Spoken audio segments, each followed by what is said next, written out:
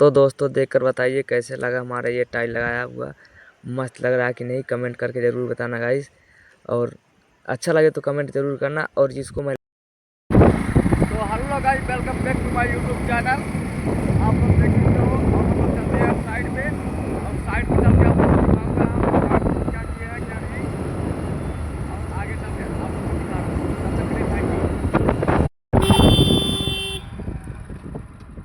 इधर देख सकते हो, तो बकरी है, बकरी दिखा गई है गाइस। और देखो है अपना, और एक फार्चूनर आ रही है गाइस, ये देख सकते हो आप। आगे से निकल लो और पूरा फास्ट ये देख सकते हो, निकल गई है गाइस। तो हम लोग ऐसे बनाते रहते हैं गाइस, और हमारे और मस्त नज़ारा हम लोग इधर है। इधर पूरा नज़ारा पूरा चमक रहा है, पूरा एकदम ग्रीन ग्रीन सब लग रहा है गाइस। तो आप लोग मतलब शो में बने रहना हमारे, और आप लोग को साइड पर चल के दिखा रहे हैं पूरा दुकान पड़ेगा।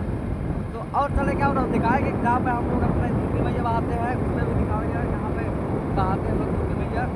तो हमारे शो में बने रहना। अब ये हम लोग का जिसमें हम लोग दुर्गी मैया बहाते हैं, और यहाँ साल भर में आते हैं हम लोग को इसीलिए बहाते हैं।